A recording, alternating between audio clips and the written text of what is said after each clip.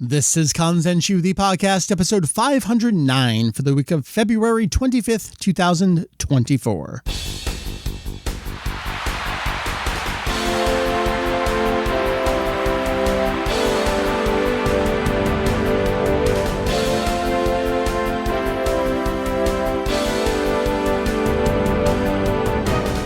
Hello, and welcome to We Got a podcast about Dragon Ball from A to Z, from Earth to Namek to Sadala. Wait, no, stop. Hold on. Excuse me, sir. Oh, I'm sorry. I mean, I'm doing my thing. I mean, Ken's here, so that's normal. Yeah. No, I understand that, like, this is, you're true podcast professionals now, on a much more regular schedule than other folks. It's important to be regular. Hello, and welcome to Kanzenshuu, the podcast. An extension of the all-encompassing Dragon Ball fan site. Kanzenshuu. That's right. We cover anything and everything Dragon Ball in hopes of enlightening and a little bit of entertaining around these parts. If you're not entertaining yourselves, then how can you hope to entertain anyone else? Hello, my name is Mike. You may see me around as Vegito EX. We are here to cover, look who it is. It's Ken, it's Randy. That must mean it is Kakarot time. We're back once again, 4 years later. to wrap up a review of Kakarot. I'm not entirely sure. Again, hi, my name is Mike. I do host the show from time to time. We'll go around and do our introductions. First on my screen is Ken. Hello, sir. Who are you? Hello. Well, I'm 1/3 of We Got a Podcast, and I'm just a dude. I'm just Ken. And that's Randy over there. That's right. I'm Randy, and I'm also 1/3 of We Got a Podcast, here to talk about video games. Yeah, overpoweringly, but not entirely. We don't have Doug with us. I think y'all broke Doug, although then you brought him back around again to talk about toys. So I think you resurrected him. It's his senzu, really. Yeah. And he's been toying with the idea of playing this here Kakarot game. He's been talking about that for a while. He's been talking about playing Kakarot for a while. He's been talking about reading Super for a while. Doug talks a big game. He's going to read Super this year. I promise you. We are all friends around here. So, yep, y'all here. It's time to talk about Kakarot. Here we are. We're recording February 23rd, 2024, 2 days after the DLC came out. I think we all finished it yesterday, right? Like, It wasn't... that'll be part of the topic. That's what we're doing. We are reviewing the 1, 2, 3, 4, 5, 6, the 6th overall downloadable content pack for Kakarot, the 4th story batch compared to the first 2. We'll get into it. We got a lot to cover. That's our review this episode. That's what we're doing here on Kanzenshuu, the podcast. Whatever episode this is, I'll have to go back and record that. I didn't record what episode it is. Hey, topic time. Let's go. All right, Dragon Ball Z Kakarot. I can't get over how bad of a title this was. I still. Ken, you went back and you listened to all the reviews leading up to this. Did you today? Yes, I did. All 4 of them. Yeah. What kind of experience was that? Did that really bring you back in time? Well, for me, listening to it, it's funny because Randy and I give each other such crap now. And we have a really developed relationship. And so listening to us barely knowing each other in the early days of that, and as we go, and then even the last time when we did the 23rd Tenkaichi Budokai, we were all like very buttoned up, versions of ourselves. It's like, nah, We Got a Podcast is here now. But just listening to our impressions, we were all mid to positive on the base game. Yeah. Extremely positive on Trunks. Pretty negative on Bardock. And then as we reviewed the 23rd Tenkaichi Budokai, we were kind of all over the place with our impressions. And then, Mike, you were starting to get some rose-colored glasses about Bardock. And we had to be like, remember Horde mode?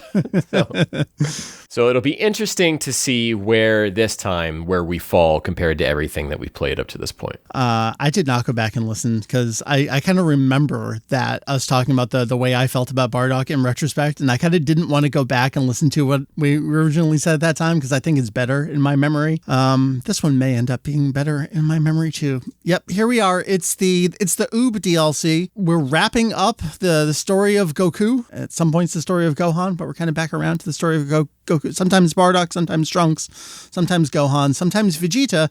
Story of all these characters. We're at the end of the series, and I feel like there's so many directions that we could go into, and I'm tempted to jump to some bigger points right off the bat, but I don't want to get there just yet.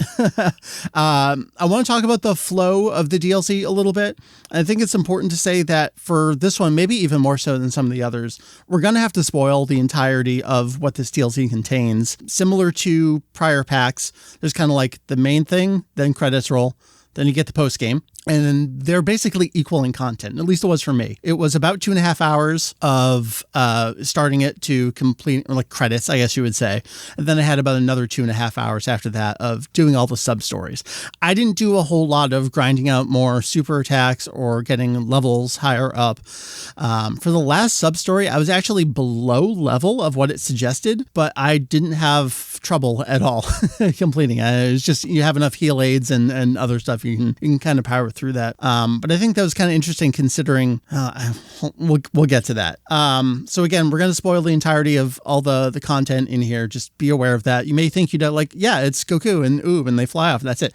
Yeah, it is, but there's more to it. There's more before, there's more after. My first discussion point, gentlemen, today is I didn't know how bad I needed to spend time with Goku and his blue Toki here.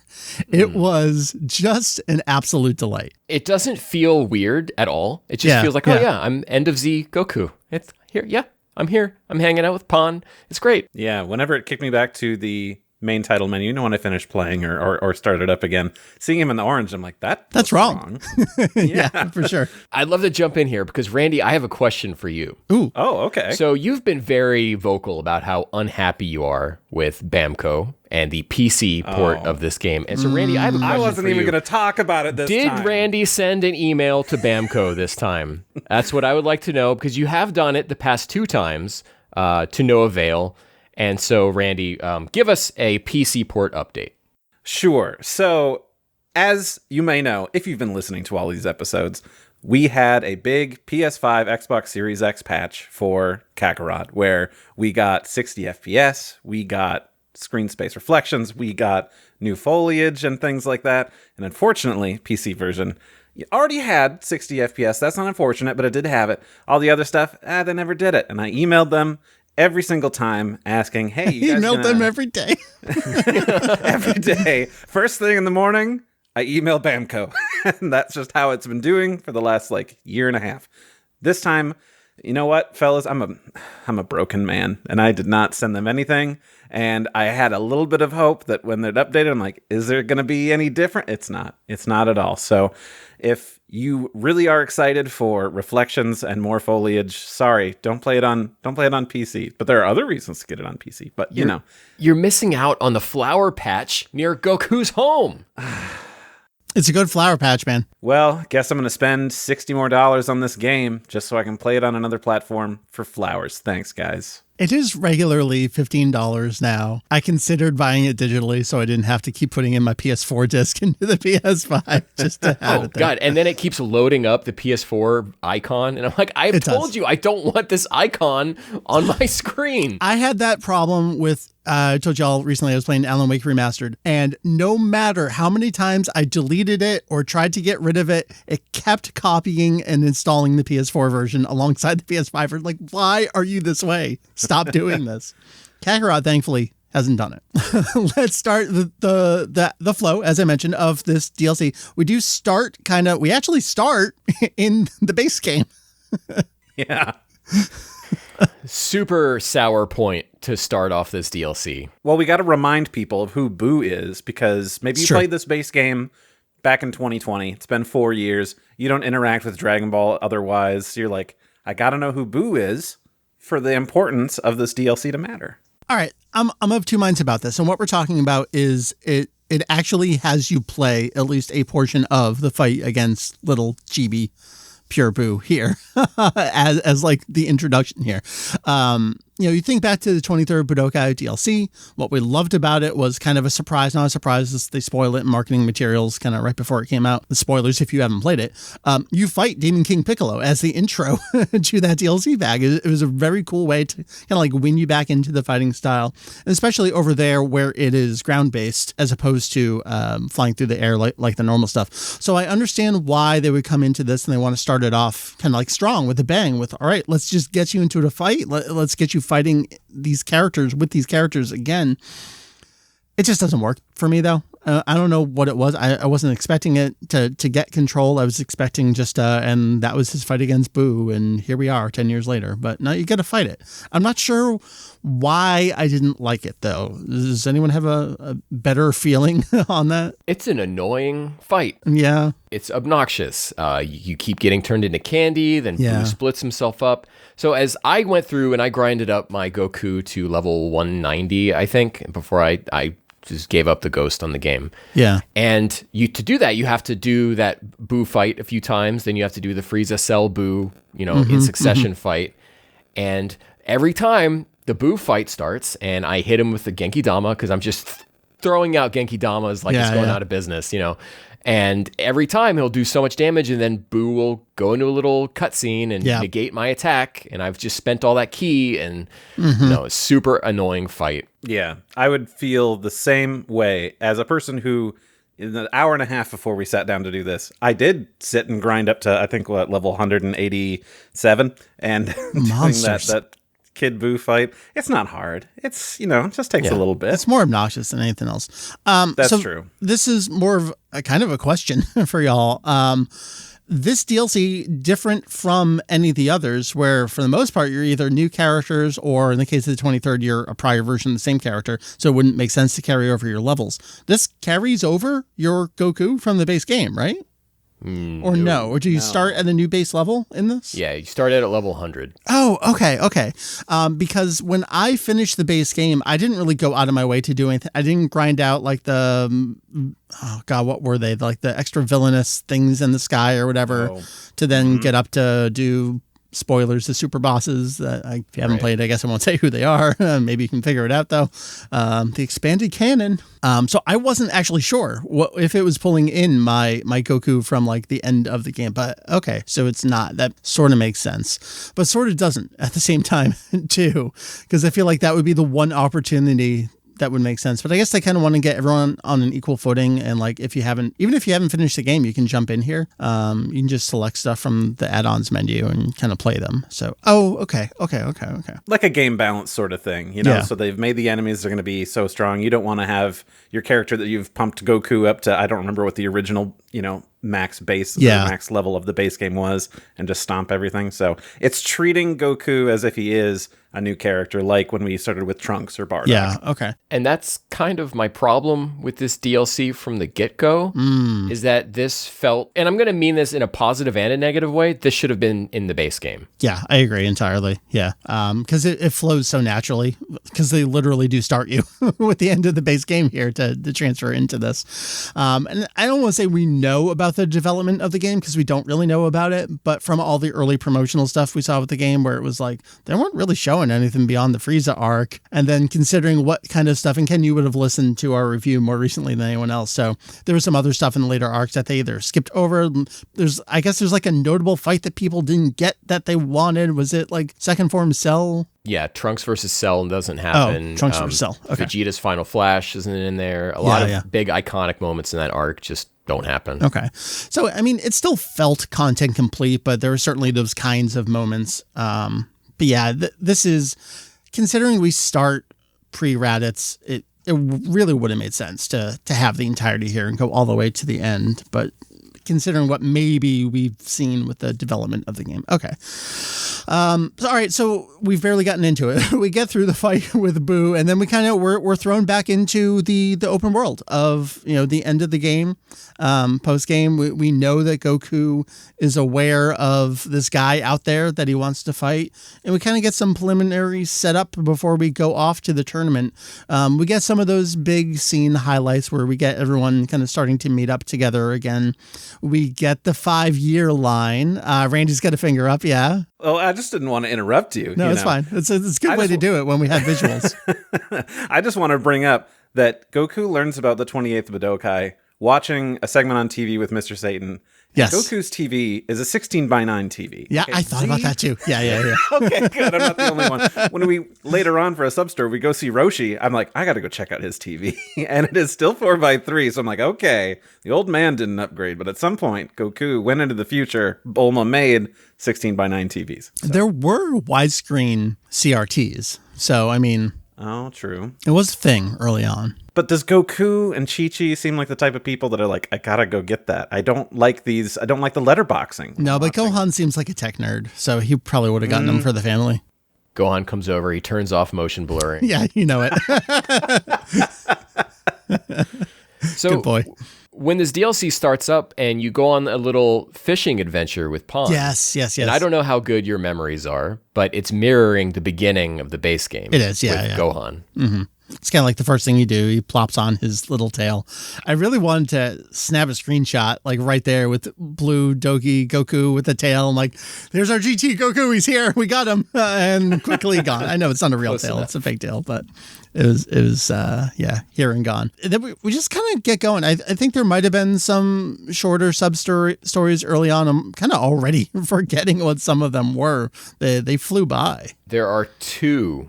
Okay. Yeah. Before the credits, there are two sub-stories. Okay. Where they can't get a phone call into Roshi, so Goku goes to go see what's going on.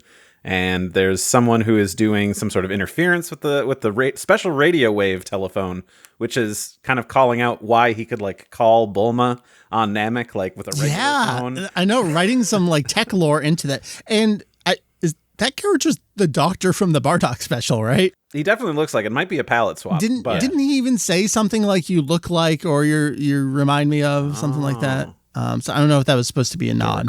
I feel like there's a line in there somewhere. Okay, so there's that. That was fun.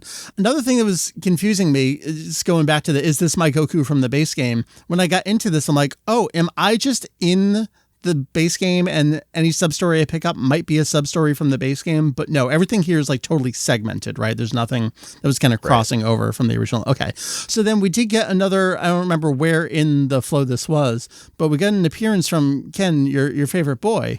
Favorite cooking boy. Oh, yeah, Suika, my dude. This is Suika's story. He's there with Bardock, and he's there at the end of Z. I think somebody needs to make a mod for the PC version to change out the logo from Dragon Ball Z Kakarot to Dragon Ball Z Suika. Yeah. Malone, if you're playing, as everyone probably is, the localized version of the game here. But yeah, Suika in Japanese. So I thought that was fun. I really like seeing their through line of those kinds of things, like their own original content that they can have a lot more fun with and kind of just keep, again, that through line going throughout the game. And it really makes it feel like its own world and complete product there. I like that. Oh, yeah. stuff. And we even have Suika touch on the fact that he met Bardock. Yes. Oh, maybe he was the one that said that. Yeah. Instead of the doctor. There was definitely someone who said something like that. Yeah. So we have these couple things. Was he before or after the credits? Post credits. So was he post? Okay. The second pre-credits sub-story is the right hand of Piccolo guy. Oh my God. That's right. That was, it's kind of weak. So that was after you've arrived at the tournament grounds and you're just kind of going off and doing some other stuff pre-fight. See, you say it's weak. I say it's where Pawn learns her abusiveness against robots. That's true. All right. Another thing we have to talk about with Pawn, and so this would be a later sub-story, is pulling some inspirations from Superhero perhaps here. And that's the Pawn getting kidnapped and ransom note. And yes, there's some more robots, that kind of stuff there. I mean, I feel like that's a natural story that you would tell with a character who's 4 years old and, is the granddaughter of Mr. Satan. Like, it's kind of funny that in Superhero they didn't go the Mr. Satan route with that, so they did it here. Well, I saw the superhero influences elsewhere, but where I saw influences in that kidnapper storyline was GT Episode 2. Yeah, for sure. Bring that up. All right, so then going pre-credits back again, we kind of talked about the things that are out there that you can do. We get to the tournament. We actually get to play as Pawn. We get to fight as her for a little bit. And we get the nice little ground-based battle again. She's just got like these running in with her fists and everything. It's great stuff. I'm not 100% on this, because it might have happened in like Boo's Fury for the Game Boy Advance or something, but I think this is the first time Mo Keko has ever been in a video game outside of like Dokkan. Possibly, yeah. We got some good moments along the way. We got Goten and Trunks doing the weird little like hand thing in the hallway to Mr. Satan. We didn't really get the full breadth of all the characters. We got to see, is it Knock? Is that the dude who Vegeta punches in the face? Yes. Yeah, because he gets knocked away. Is that why they named him that character? That's probably why they named him that character. They reference a character Nareg, and I'm like, who Who is that? Yeah. I don't recall anything as much about the 20th Budokai as probably most people. Was it Killa? 'Cause- Oh, maybe that was Killa. But they called him Killa in the dub, didn't they? Maybe not. Who could say? Who knows what's going on with the relationship between this DLC and the dub? All right, so do we want to get into that now? Like, we've kind of come... All right, let's wrap up 2 credits, and then we'll come back around on some of these other conversations. So we get Pon's little fight. We don't get anything else from this tournament. It's all just kind of like shown. Vegeta knocks him away, and Mr. Satan and Boo's, fixing the matches and everything. So we do get the Oob fight. We get Goku versus Oob, and it's kind of a couple phases where Goku's increasing his verbal attacks on Oob, and he gets powered up a little bit. And the fight just kind of is what it is. I don't know what else I can say about it. Kakarot is a game all about the small touches. It is, And so sure. I don't know if you guys picked up on this, but when you're in the room outside of the tournament, Yeah. where everyone's standing right before you fight Oob, if you turn on your key vision, everyone's got like big keys behind them. Mr. Satan has a tiny key, and then Oob has nothing. Oh. Like he's hiding everything. That's great. Potential, yeah. And they do say multiple times, because I think even Vegeta's like, what are you talking about? I don't sense anything. It's like, oh, he must be suppressing it or just not letting it out or something. Then there's a lot you could say about, well, maybe it's God Key that isn't showing up here. I wish. I'm hoping maybe that went into consideration there. Is there anything you want to say about the Goku versus Oob fight? I mean, it was fine. I thought it was pretty well choreographed when we actually, pre-rendered cinematic of them fighting. I know that as things go on, and we'll get to later, like we have cinematic fights that like, okay, maybe the exchanged punches and kicks kind of like seem recycled and they just use the same thing. Yeah. But I don't know. At the moment that I had done it, I was going through this DLC for that fight, watching it. I was hyped. I was in it. I'm like, maybe this fight is really good in the entire franchise. Maybe I've been missing out and I need to watch this one more often. You know what? You're kind of right. Now that I think back about it, yeah, when it was doing like the cutscene version of all the clashes, and they're just like zooming all over the place. Obviously, there were some iconic frames from the manga and from the TV series as well. But yeah, I think they really embellished it quite nice. It looked beautiful there. And I like the way it's structured too. The fight opens up and you're just wailing on Oob. And Yeah. Goku is like, I got to figure out a way to do this. And then we hit a little tiny cutscene and then Oob goes all out on you. Yeah. It's worth mentioning that it is not an updated Kanzenban ending. It's kind of like the original version where he just flies off, so we don't get the passing down of Kintoon or anything like that. I know. And then we roll credits, and then like most Kakarot DLC, we're kind of back into it. But we're in extra mode now. Yeah. And this takes place before what we just played, It can't. but it has to. It's so confusing because we're just back at Goku's house. Like, Pan is there. There's definitely a mention or two somewhere about like, oh, and I'm going to fight that guy. But then you're like, oh, is he talking about Vegeta? Because that's where we end up. But no, I think he's talking about Oob. And if it's after what we just did, he should be off with Oob. Now, you could say that when Goku is talking to his family before taking off with Boo, he's like, I'm going to go train this kid. Yeah. And they're like, come back and visit. And he's like, yeah, I will. But of course, through this entire story of the 20th Budokai, we have characters come up to him like, hey, you never call, we never hang out. Mm-hmm. He's like, oh, I guess I just don't know the time passes, to kind of show like when he says, I'm going to come back and visit, he's probably not. But maybe he does. And that's when this takes place. Well, Randall, we know for a fact that he does in a little Neko Majin Z. Aha! What a fucking lost opportunity to not include that here. And I understand this is the reality we live in, where they're not putting in these other characters that weren't animated. Hey, Nekomajin makes some cameo drawing appearances in like the Jump Super Animator special and some other stuff. Like, And in Super, yeah. And in Super. And he technically appeared in Buku Resen, Supersonic Warriors 2. In the Japanese version, he's in a non-Heroes video game. Could have been included. Does he have a voice actor in any of those? Has he ever been cast? I don't remember if you get any little yelps out of him in that. Was that a DS game? Yeah, that was DS at that point. These devs got cats, right? They Yeah. just stick a microphone up to it, one of those tiny ones.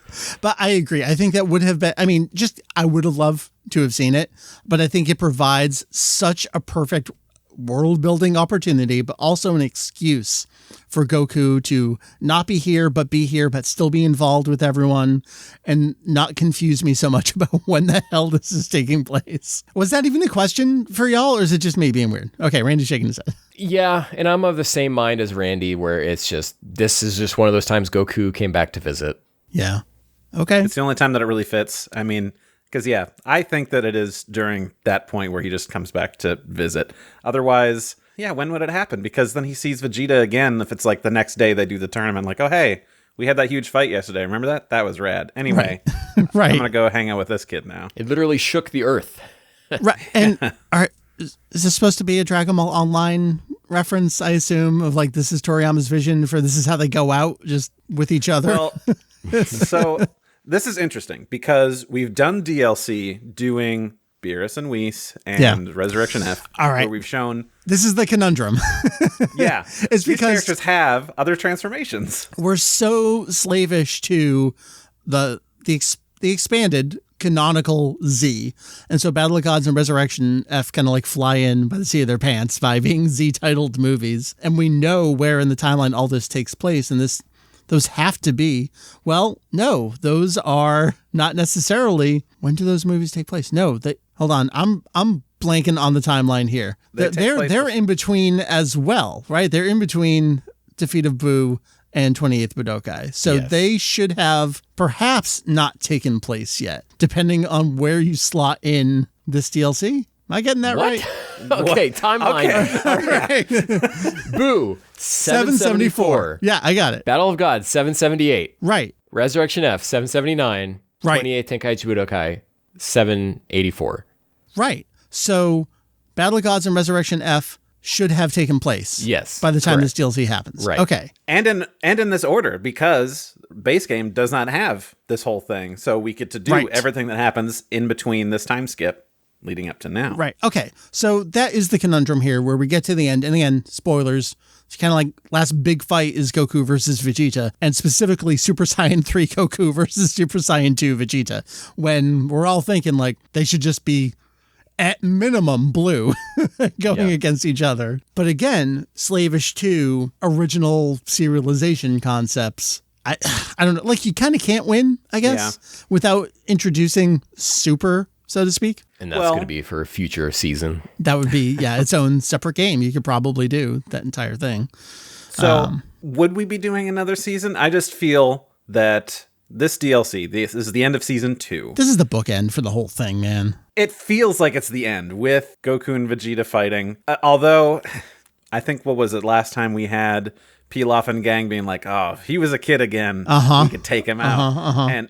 And I'm not sure how it is in the Japanese, but when you finish the Goku versus Vegeta fight, we get the line from the narrator that says, with Goku defending Earth, the future looks bright, and his path to power. Saikyo Eno Michi. They said it. They said it exactly. The movie title. Wow. Yep. Okay, good. That's good. Okay. Yep. Interesting. Granted, that is just a retelling of Dragon Ball, but it's like, Sure. are we going to go back and do Dragon Ball? Like, what's the deal here?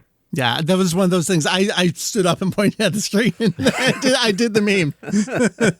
Randy, whatever your prediction is, I'm going to follow it because you were dead on with this one. Yeah.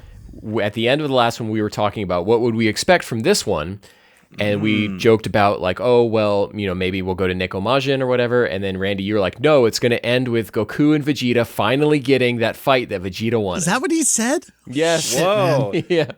I went back and listened to a few. I didn't get to catch up. I was listening while I was grinding out stuff at 1.5 speed. And I was like, will I be able to listen to all of it? No, I didn't. But wow. Okay. So I am smart. That's You good called to know. out playable pawn. So congratulations. Whoa. So whatever you say the next DLC is, Randy, I think that's what it's going to be too. It's either going to be GT or it's going to be Dragon Ball. Despite how long I've been in this game covering this series, every prediction I make is wrong. So it'll be the opposite of what I say, and it'll be exactly what Randy says. We've cracked the code. This is how we figure out what's coming next in the Dragon Ball franchise. So, Mike, just don't say Moro. Please don't say Moro. All right, so we've kind of talked about the earlier part. We've talked about the conundrum. Let's talk about this post game other than the Goku versus Vegeta.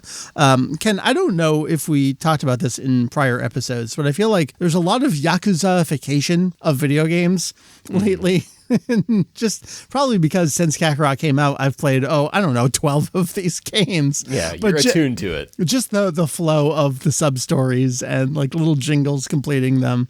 I feel like I'm right at home coming back into Kakarot, both because we've been playing this game for 4 years and also because of how much Yakuza Like a Dragon I played. So let's talk about some of the side stories towards the end here, the post game. Did anyone have any favorites? I feel like the bra wanting Vegeta to smile was kind of like a nice bookend as well here. That was the last one I did. Yeah. Yeah, very cute. It's strange that was the final one. It was. Was that the one that you pick up at Capsule Corporation? I think maybe. Or they were out and about. Yeah, they were out and about. You find them. Okay. I had an interesting experience for that because I had done all the sub-stories to that point, and then it shows on the map. Because I finished it at Kame House. I can't remember which one it was. Sure. And then it says, okay, in this region, there's another sub-story. Yeah. Up on the map, and it's not there. I'm like, okay, let's go to a different region and then come back. Still not there. Did it again, and then it finally showed up on the map, and I can go interact with them. Yeah, very, very good. I didn't have that Happened issue. to me that exact same way, too. Whoa. That's super weird. It might have been this one. This might have been the one where I was like, I don't want to say severely underleveled, but I was probably like 5 underlevel for it. I'm like, I got to finish this. Let me just go at it and see if I can do it. And, the damage might not do as much as you're hoping, but eventually you kind of power through on it. What were some, all right. So this one is, the wish is to make Vegeta smile. And what would Vegeta like the most? To fight Goku and himself. And so they just kind of team up and fight themselves, clones of themselves, and they have a great old time. And Vegeta smirks at the end, and everyone's happy. And all right, that's that sub story. What were some of the other ones that we had the second half here? We had Suika cooking for Boo. Oh, right. Which is so precious. Yeah. Gohan preparing for a conference, so Goku's well, maybe I'll get some food for him. Oh, the dinosaur meat. And dinosaur meat. Randy, what was the name of this sub story? Oh, no, I don't recall. Could you fill me in? It was something about the Son family's appetite. Oh, that's true. And it was so of a game that we haven't even touched on the localization present. Right. We got to get to that next, yeah. But to get Son in something, I do believe the base game is the only time they ever had Sean Schemmel yell, "I am Son Goku." Maybe it was also in Kai or something, but yes, it was it's so Kai. rare. It's so rare that the Americans are willing to admit that his name is Son Goku. Well, you have Goten show up with a shirt that says Goten Son. I don't know if people are like, well, he's the son, so is that the word? Like, he's Goku's son? Is that what they think the son is there? But no, it's Son. It's their surname there. Sure. All right. So, but the big thing was he asked Goten what to get, and then they say, oh, dinosaur meat. And then he goes, gets it. And then says, well, maybe you should also ask Piccolo. Or no, you go get the dinosaur meat. Yeah. And Piccolo's like, that's great. But also, could you give him this to add to it? And it's it's just called like Gohan lunchbox or something. Gohan dinner set, and then we open it up and it's an apple. It's a sour apple, and I'm like, oh, I knew the second he handed it, I'm like, I bet that's an apple. And I was so happy to see it. Like, oh, he got his favorite.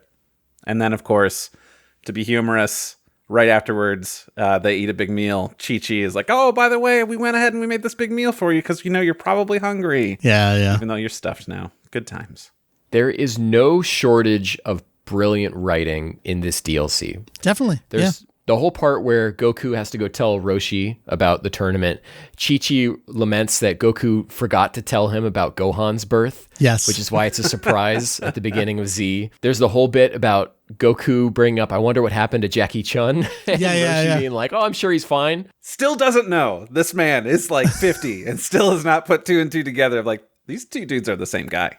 I have to tell you that I was sending Mary photos of Goten and Trunks on the island at Kame House. I was like, look, your boy's not interested in what the turtle hermit has to offer. And then it keeps like wavering back and forth. It's like, all right, well, maybe I'll take a peek. And just brilliant undercutting at the end of that. Again, spoilers if you haven't gone through it, but he gets them to clean his house with the promise of like prized possession. Of course, it's going to be nudie magazines. What he ends up bringing out in the end is a giant pile of books that is apparently his own self-written autobiography. He's like, this is incredible stuff. This will get you all the ladies because they want to know what I've been up to. And the boys are just like, what have we done? who would want this? Like, just really, really like solid, brilliant stuff there. And I don't know, there's just something about Trunks wavering on admitting or wanting to see naked girlies that I just feel totally in character for that character. I was a little frustrated with this one because when you bring up the idea of Goten and Trunks and cleaning, the modern Dragon Ball will tell you that they're big fans of the superhero clean god. Sure. Yep. And instead they're like, no, we don't want to clean. I'm like, I don't know, writers. You've been reading, you like Doug here? You not been reading Super? I mean, who knows when the dialogue for this was written. Right, It could have been That's true. early on in superhero manga. We also had that really great one of Pawn being like, I wonder if my grandpas fought, who would win? And And her not really understanding Mr. Satan's strength. Oh, but then the way that Videl describes them is that Goku always loves a fight, and that's where his heart is, but Mr. Satan's heart won't let him fight his granddaughter, or something like that. It's so great. And just good stuff of really like looking out for him, like, oh yeah, he's got this fan event. Like he really wants to fight with you. But just giant space war. Gotta go take care of it. It feels so much like they're a family. Like Mr. Definitely. Satan is a part of this. They all kind of know his shtick and they're willing to go through with it so they can help him save face. It's beautiful. I love stuff like that. The one thing that's really killing me is we've lost two Mr. Satans at this point. We lost Daisuke Gori. We've lost Unsho Ishizuka. Like, really nothing against the current Mr. Satan voice. Unfortunately, I didn't look up his name. I should have done that before we started talking here. Masashi Ibara. Thank you. Does an absolutely admirable job with the character, but we've just devastating losses from Mr. Satan. I don't want to say on the flip side, because Hiro Masudu was an absolutely devastating loss. Ai Hisakawa just fucking incredible. Yeah. Like, I occasionally forget. You don't think about it when she goes. She's Bulma. She's just natural here. It's unbelievable. For me, it was a bit of a jump scare when the DLC starts up and the narration starts going, because for context, Randy and I just watched a bunch of Dragon Ball GT. Sure. So I'm in like prime era with Joji Yanami going crazy with his premonitions, and with Daisuke Gori as being the best iteration of Mr. Satan ever. To jump into this, and now I have Naoki Tatsuta doing the narration, which of course, I watch Super, so I'm used to that. I think he's great, but again, Joji Yanami, come on. Yeah, I've just listened to so much Joji Yanami in rapid succession that to not have him all of a sudden was like, whoa.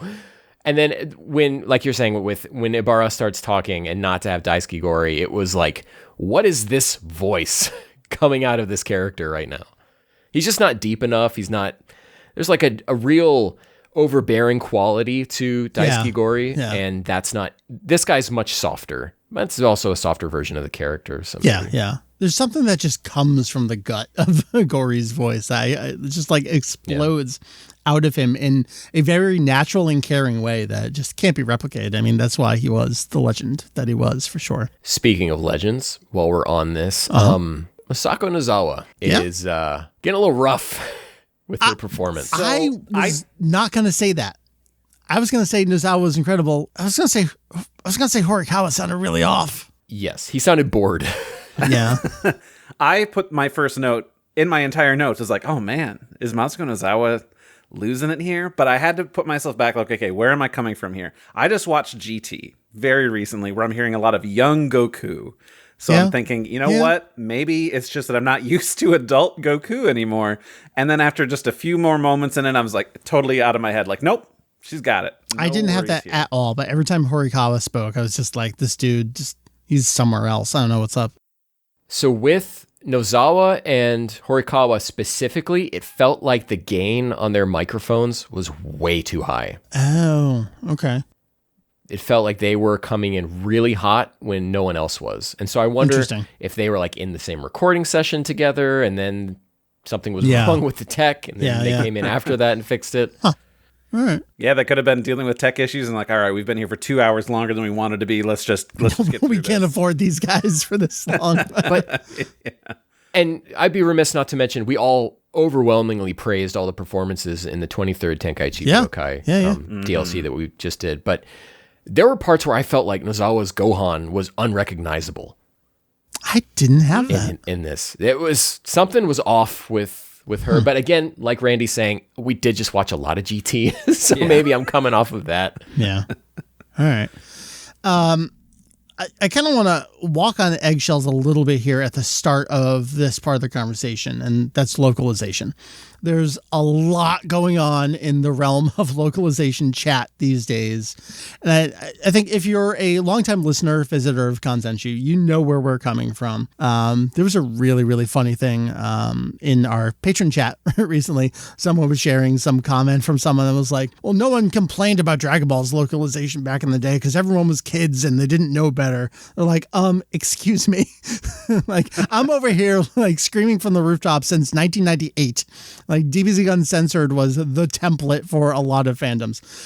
So there's kind of like two parts of my setup here. One is I've been at this a long time, so this is not like a new conversation. I don't like to trot this out often, but my site is older than the Texas cast. Let's just get that out there. Next, the stuff you see about localization these days is like so heated and so rooted in complete misunderstanding of like what translation actually is. And I want to make it abundantly clear that we're not the people I make fun of are the ones who pull in the words into Google Translate and they're like, you can tell what the meaning is by translating each kanji in there. Like, I understand that's not how this works. I beg you to understand, Julian has taught me what actual translation is like and how this works, and that everything is inherently localization. That said, the translation in these fucking Dragon Ball video games, that's not what they're saying.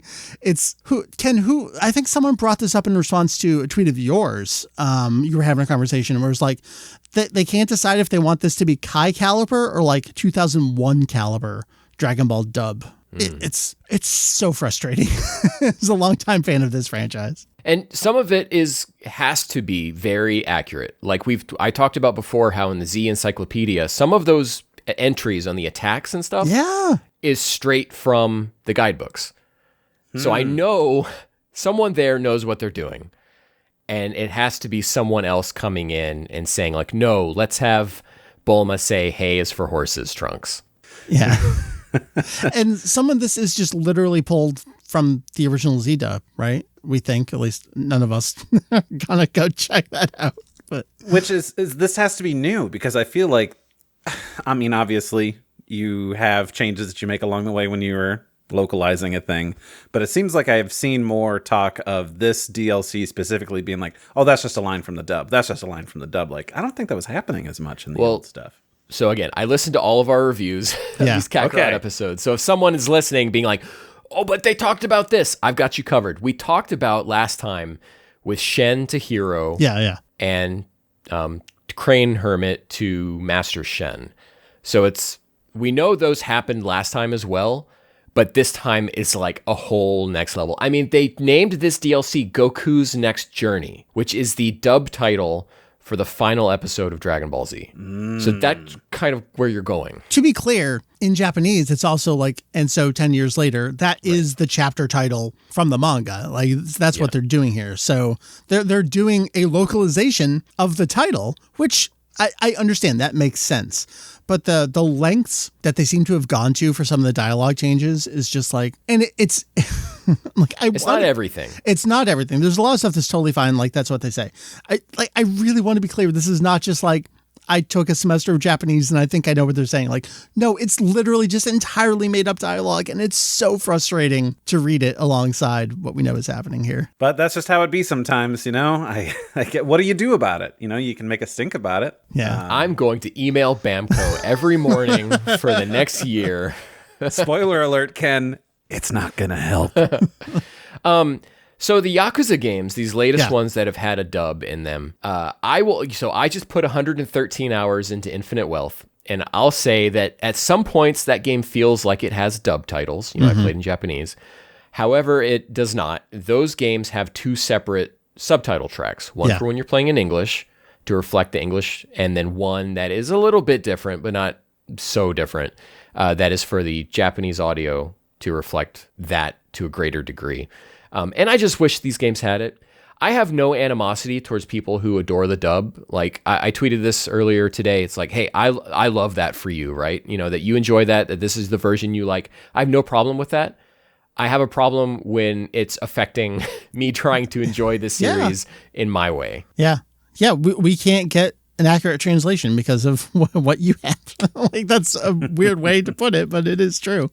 I mean, a similar example is like the widescreen treatment of the show. Like, that affects everyone, whether you like the English or the Japanese. Like, you complaining about it not filling up your TV negatively affects everyone else. Not that we're blaming the fans. I'm kind of blaming the fans a little bit here.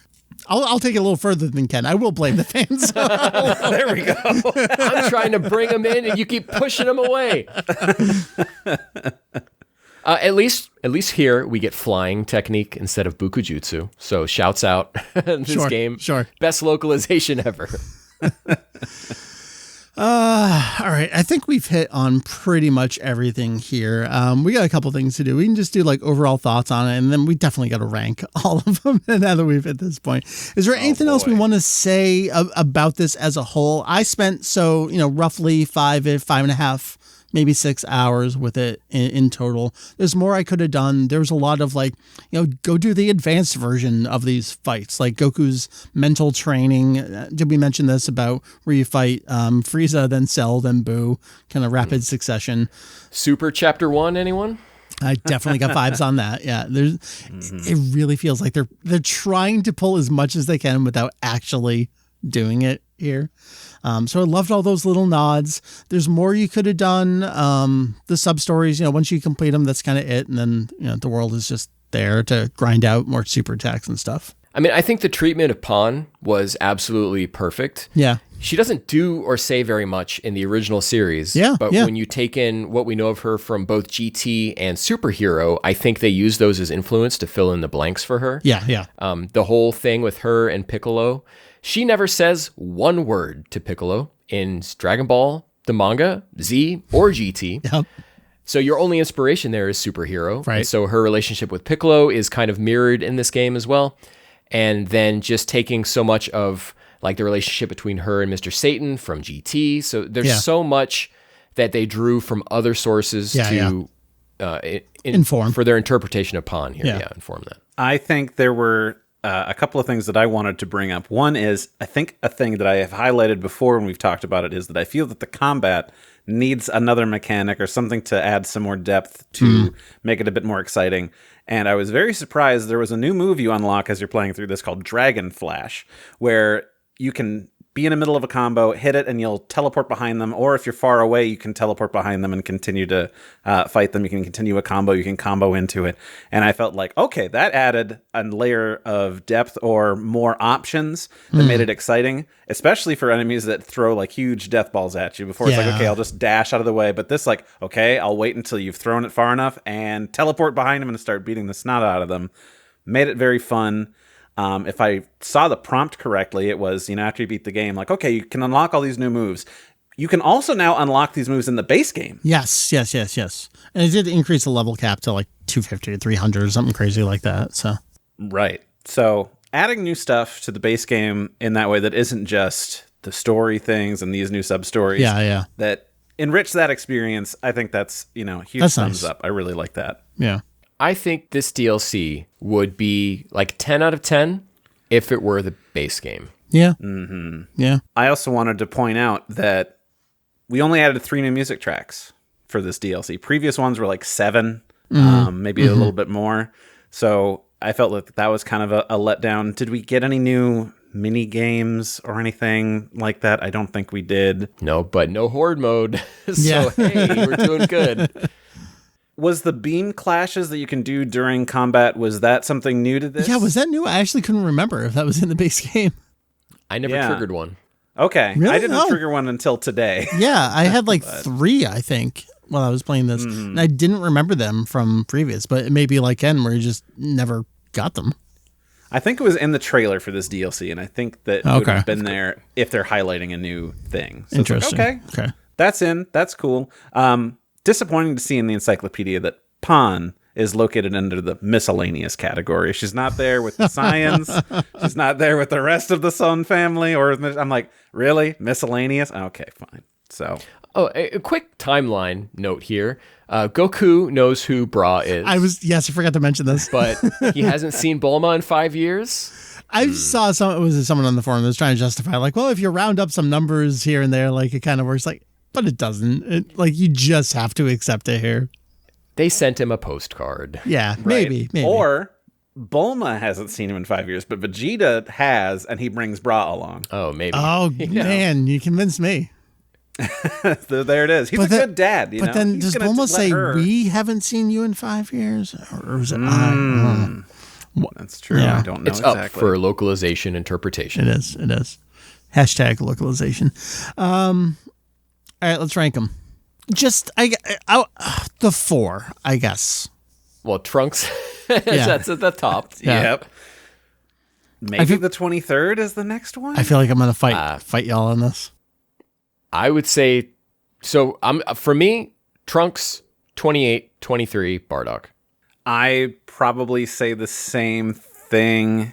I think I'm going to go with Ken's ranking as well. So fight us. What is your ranking there, Mr. Michael? Trunks, number 1. Good. Okay. No fighting yet. Followed by rose-tinted glasses, Bardock. Okay. With that qualifier, sure. I don't know how I would rank the 2 Budokai ones. I thought the 23rd had some really cool and surprising stuff in it. I keep coming back around to the first thing I said here, which was I didn't know how much I needed Blue Dogi Goku. Just living in this part of the Dragon Ball universe, like we don't have anywhere else. Like you cannot experience this time in any way outside of this DLC pack. That makes it really, really special to me, and kind of like, where are we going post Super? To influence you away from the 23rd Tenkaichi Budokai, that one did have the really frustrating Tao Pai Pai fight. Sure, yeah. And it had some horde battles. It did, yeah. And it didn't have all the fights that you would want to have in that tournament.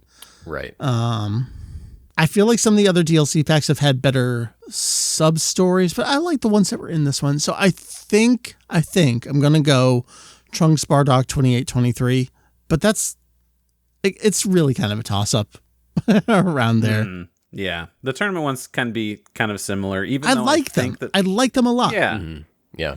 I think the 23rd's main story section, you had a lot more to do because you got to do more fights versus this one that was, Pan versus Mokeko and then Goku versus Oob, end of that. That's that. Yeah.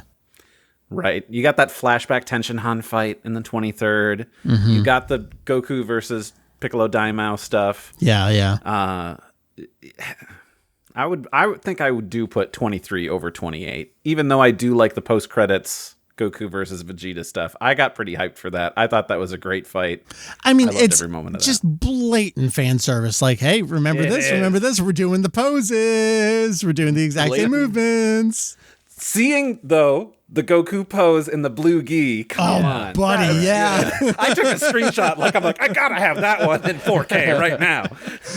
It's blatant fan service at the cost of Vegeta's character. I think this is so like the writing on Vegeta in this part was so awful. I couldn't believe it was in this game. I mean, is this just a symptom of this is kind of what Super Vegeta is in a lot of things? Just stuck? What he was, yeah. Right. I think we're past that where we're at now. The problem is, Ken, we're poisoned by GT. You are. How well. Yeah. He was so good. Yeah. So, GT's a mixed bag, I guess is what we can say. It's a mixed bag, but it does some stuff extremely well. I've heard it's impossible to watch GT. Can you find those recordings that you did where you watched the rest of the series, and can you put those out, please? Yeah, I'll work on that. Yeah, I got to dig around some CDRs around here. They're probably sitting there. So, value, is it worth $40? I mean, I think so. I think I got my $40 out of these 3 packs. So Season Pass 2 is Bardock, 23rd, 28th. I think if you get it on sale, it's kind of a no-brainer. You have a great time with it. The fact that even the slightest sale. Kakarot is consistently base game $15. Season 1 is pretty consistently on sale. I think this pass has been on sale at least on a platform once before. It's a great overall package. Yeah, I think overall Kakarot is pretty good considering that it's a licensed anime game. Just the amount of stuff they've packed into here. And then specifically for this season, they're all 3 story ones, so you got a lot of stuff out of that versus season 1, which the first 2 were just bummers. I mean, to our point from the very beginning, just the writing, I mean, localization qualms aside, like the writing, at least in its original Japanese, truly loves this world and these characters and understands them for the most part, other than maybe Vegeta at the end here. And it's just great to spend time with well-written versions of these characters. I think I had such a sore spot after playing Trunks and how that set such a high bar for what we should be expecting from these. Yeah. And I think that's part in why we were so sour on Bardock at the start.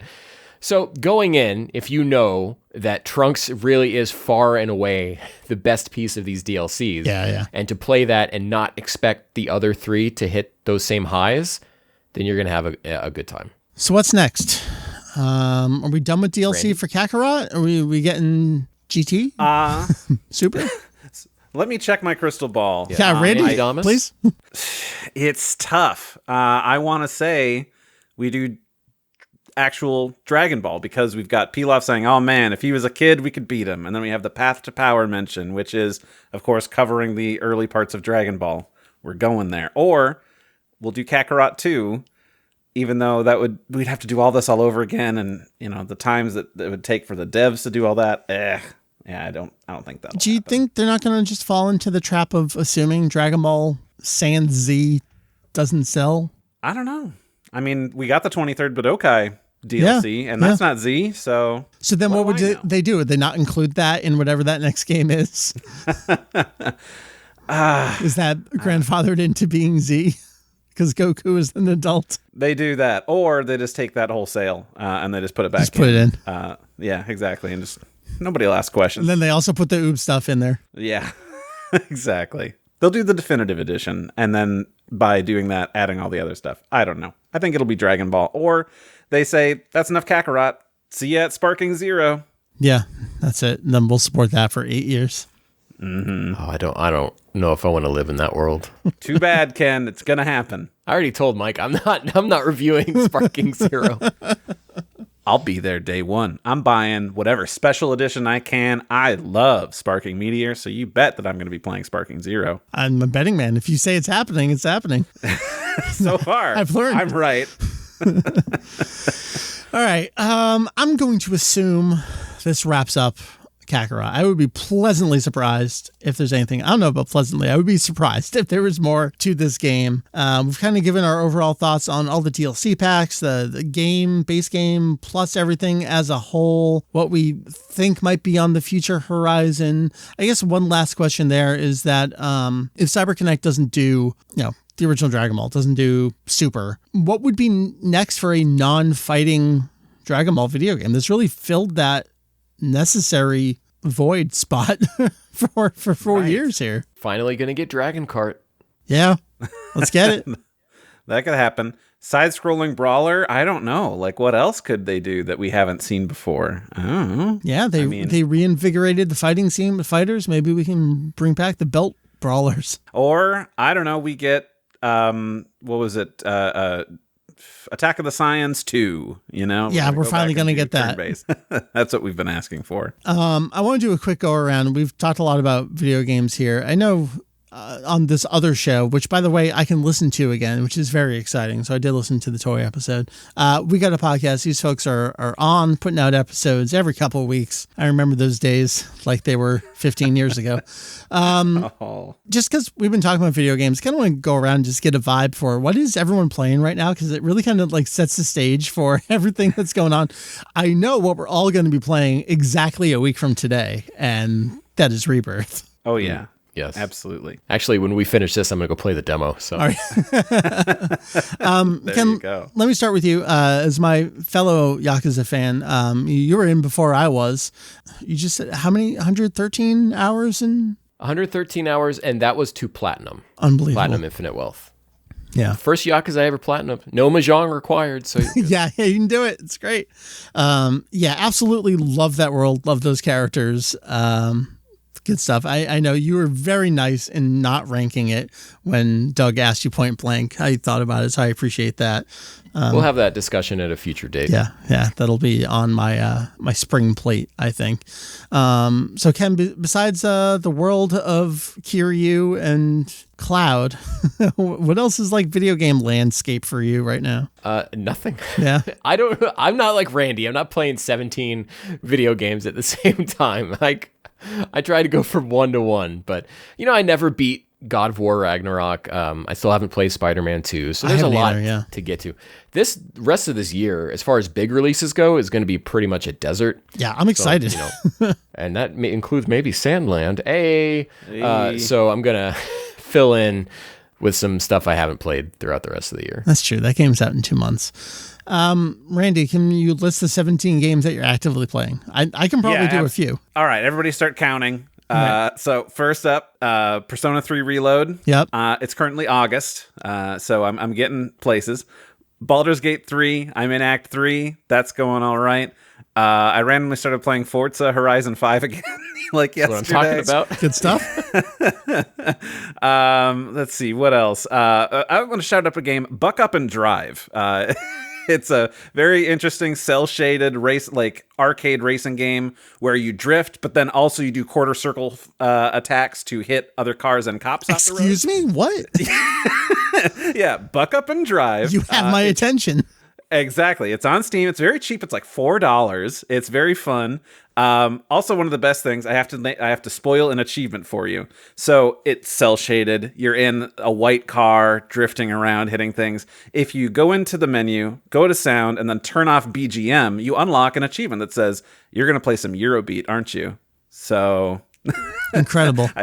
I appreciate the attention to detail of like, yeah, man, I'm here just for a fun initial D thing. I guess that's totally wild. But yeah, quarter circle inputs, take out cops. It's a good time. So I wanted to shout that out.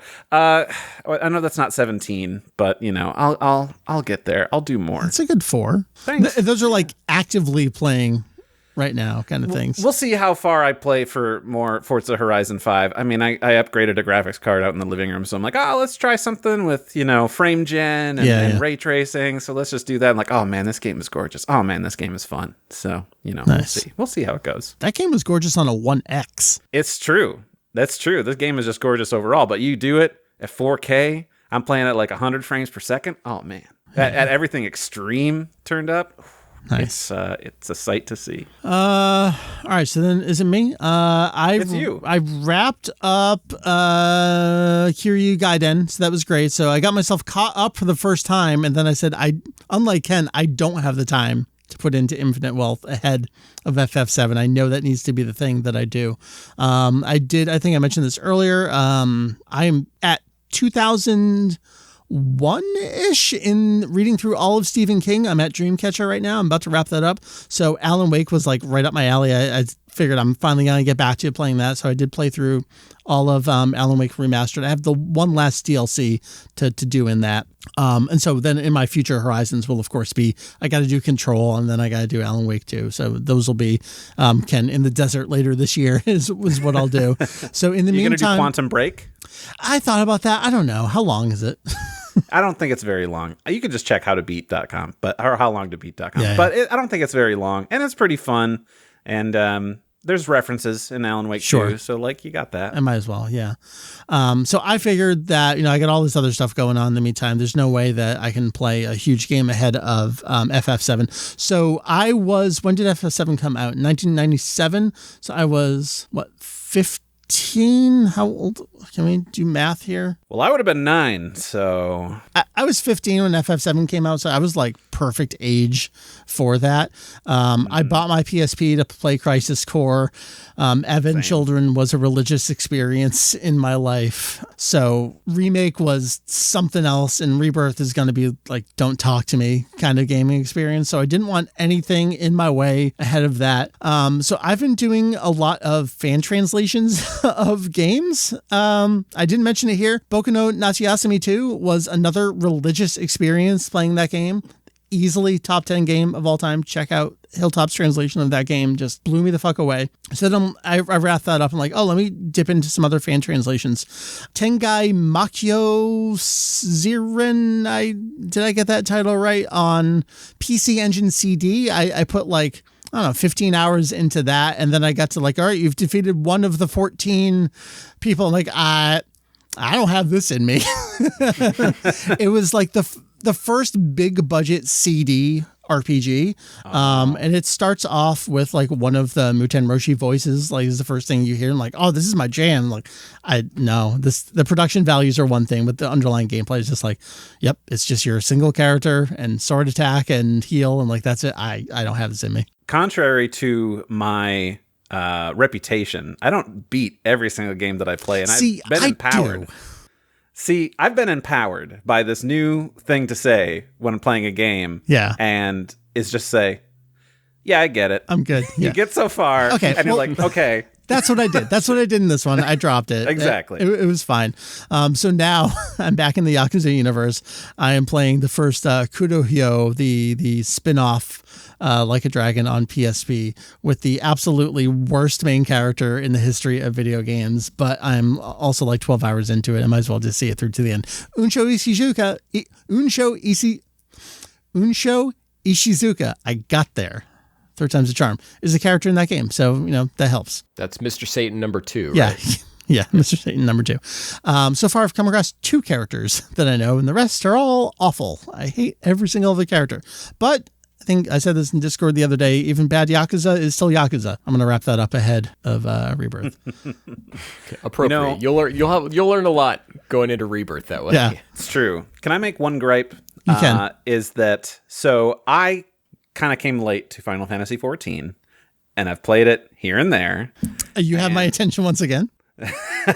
Like 2 years ago, I got into it. Now, I'm sorry. I'm close to the end, I believe, of the base game, but I didn't finish it. Oh, okay. Got distracted. I'm like, I'll come back to it. Of like today, 2.0 or the 2.x yes, patches? Whatever it is for Realm Reborn. Did you do the Praetorium? Is that on the horizon?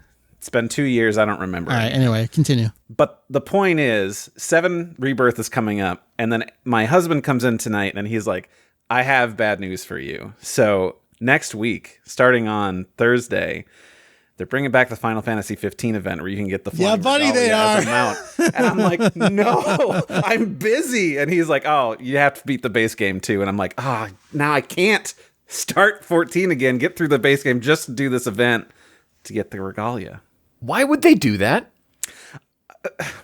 I don't know. That's that seems like cannibalizing their audience. Now it's a returning event. They've done it before. This is the third time that this event is coming back. Yeah, Randy, there's no way you'll get the 200,000 MGP to be able to afford the regalia. No, exactly. So just let it go. That bums me out. The dream is dead. Have you heard about the critically acclaimed MMORPG? Shit. I'm not dealing with that, Mike. Get out of here. Wait, this is my own show. No.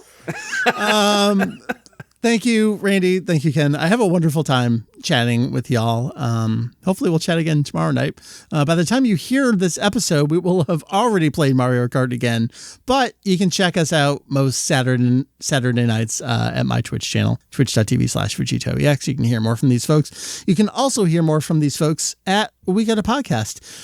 You have done the impossible. They said it couldn't be done. You did it. You watched all of Dragon Ball GT.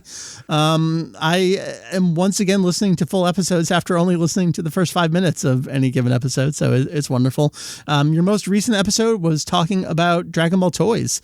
I don't want to say you did a ranking. You specifically said you weren't ranking. You're just doing kind of like top 5 that you like. I was surprised more often than not that some of those figures I actually have.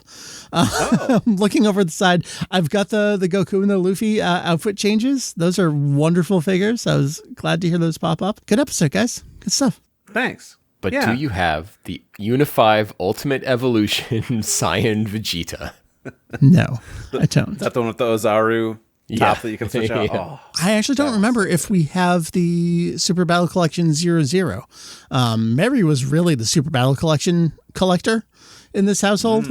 She has a million of those. I think I only got one or two. I'm looking at Super 17 and Broly in this room, but the others are out on the other side of the door here. So we got a podcast where all fine podcasts are found. Y'all do a video version of that as well. Ken, that's like your side gig is editing the video version, right? Yes. Yeah. Doug and I are on the YouTube version. Doug uploading his shorts and then me editing the video version of the podcast. Incredible. Must be wonderful, Randy, to have other folks that do work for you. It's a blessing. You know, I compliment these guys, hopefully enough. I wish I could pay them. It's because they do such great work and they're the best of friends. I couldn't ask for anything. No, what I love is that, like us here at Kanzenshuu, it's for the love. It's because you love it and it's because you like each other so much, at least for now. Doug still likes you. Randy did not ask me to take over the YouTube. I asked him. Yeah. Because I felt like we had such a great dynamic on camera that I wanted to capture that. I agree. As best I could, yeah. It's good stuff. Well, thank you. So we got a podcast, Spotify, YouTube, all the usual places. You can get it in Overcast. I'm an old school podcast guy. I still use my actual RSS feeds. You can get it that way as well. So that's We Got a Pod. You're listening to www.kanzenshuu.com. That is kanzenshuu.com. We have a podcast here occasionally. I have a lot of plans for it. You may have noticed that the schedule on all sorts of things has been wonky. I took a new role a year ago and it has taken, I have never been happier in my life with what I'm doing and why I'm doing it, that kind of stuff. But it has definitely affected my ability to do Kanzenshuu stuff. So that's a little bit of what's going on. But there's always stuff going on in the background. I've never spent more money on Kanzenshuu before in my life too. And I just want all of it to come to the site sooner than later. And it is all coming. One thing I will share, I don't like to plug it, but I will plug it here. Patreon.com/Kanzenshuu. Yes, a buck a month, just say, I love what you're doing, help you out, keep the lights on every month. $5, hang out with us on Discord. I don't want to put a whole lot of Patreon exclusive content because I do fully believe information wants to be free. Like, this is what we do. We are old school DIY. Like, everything we do is just out there and it will forever be out there. I do have to give it a tease occasionally. So over on Patreon, tying in with GT Talk, I want to keep the GT train going. You want to see what the final promotion for Dragon Ball GT in Weekly Shonen Jump was? You can check it out over on a Patreon post. That is coming to the site. There's going to be a whole feature. I have another year's worth of Animedia showing up because while I found the final reference in Weekly Shonen Jump, I'm like, but I got to know what was the last time they featured it in Animedia. Ken, I think this is tying into some of what you and I were talking about, what you've presumably talked about on your podcast as well. Like, all right, what happens during the production post baby? And it also seems like everyone decided to stop promoting the show externally around that time as well. So I'm trying to find the final promotion of GT in Animedia as well. And unfortunately, that means you just have to buy the entirety of 95 through 97 of that magazine until you find it. So that's what's going on with me right now. A lot of stuff going on. Love you guys over there at Kanzenshuu. Love you guys. Everyone's just so great. We got a podcast, Kanzenshuu. I got to edit this episode and get it out in like a day and a half. So I'm going to hang up and start editing. So send me your audio, please. Thank you, everyone. We will see you next time here at Kanzenshuu, the podcast. And we'll catch you, Montanator. Later.